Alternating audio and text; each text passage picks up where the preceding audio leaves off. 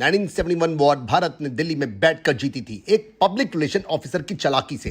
पाकिस्तान ने अपनी 3 बटालियंस को बांग्लादेश के बॉर्डर पर लगा रखा था। भारत बांग्लादेश में घुस नहीं पा रहा था, तो तैयारी की गई 700 सैनिकों को पैराशूट से गिराने की। साथ ही इस पब्लिक रिलेशन ऑफिसर की ड्यूटी थी पैराशूट से गिराने की पिक्चर को मीडिया में देना, ताकि दुश्मन के हौसले पस्त हो जाएं। 12 दिसंबर 1971 की सुबह को 700 सैनिकों को ड्रॉप तो किया, मगर पिक्चर क्लिक ना हो पाई।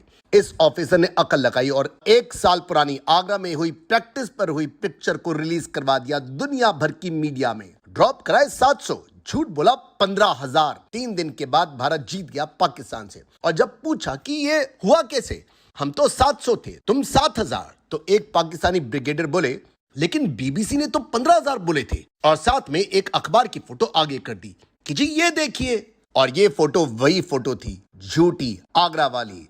हमारे मॉडल टाउन में अभी अभी एक अमीर ने लाखों रुपए खर्चे, जाना तो किस लिए? एक सड़क को अपने स्वर्गीय पिता के नाम पर करवाने के लिए। काम मिला करवा के बताता हूं। कभी डोमिनोज के कैश काउंटर पे खड़े होकर अंदर की तरफ ताका झाकी की है? करना।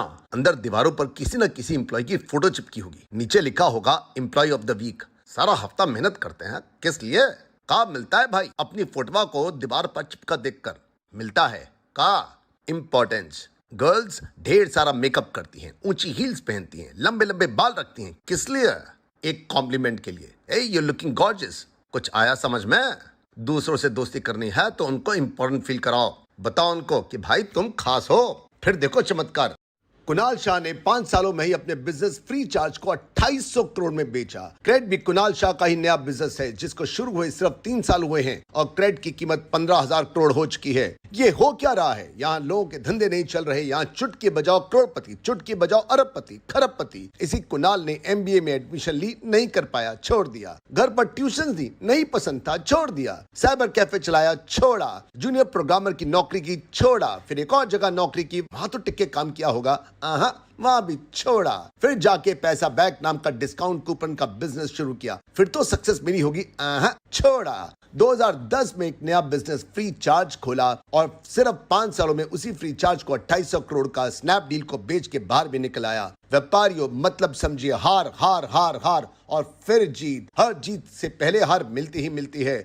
1 अप्रैल 1976 में 42 साल के रोनाल्ड वाइने ने अपने से आधी उम्र के 2 लौंडो लपाटों के साथ एक कंपनी बनाई। उसमें लगाए $800, यानी कि 10% शेयर था वाइने का। लेकिन 12 दिनों में उन्होंने अपने $800 वापस लेके वो कंपनी छोड़ दी और उन $800 से कार खरीदी। अगर रोनाल्ड वाइने ने वो $800 न निकाले होते, वो कार न खरीदी होती, तो आज उस 10% के हिसाब से करीब $70 बिलियन, यानी करीब 50 खरब रुपए के मालिक होते। वो कंपनी थी स्टीव जॉब्स और स्टीव वोज़नाइक की एप्पल। स्टीव जॉब्स वो 12 दिन की पार्टनरशिप कभी नहीं भूले। उन्होंने रोनाल्ड को 23 साल बाद 1999 में एक प्रोडक्ट लॉन्च में इनवाइट किया, होटल बुक कराए, फ्लाइट की रिटर्न टिकट भी भेजी और अपने साथ में बिठाया। मुझे बताइए, रोनाल्ड वाइन के पास बिजनेस का एक्सपीरियंस था, बाकी दोनों के पास बिजनेस का एक्सपीरियंस नहीं था। वाइने के पास उम्र का तकादा था, बाकी दोनों स्टीव्स के पास तो वो भी नहीं था। वाइने का रिस्क सिर्फ 10% था, बाकी दोनों का रिस्क 90% था। क्या कमी थी वाइने में? नीचे कमेंट सेक्शन में लिखिए। ऐसी ही बिजनेस की वीडियोस देखना चाहते हैं तो सब्सक्राइब कीजिए इस चैनल।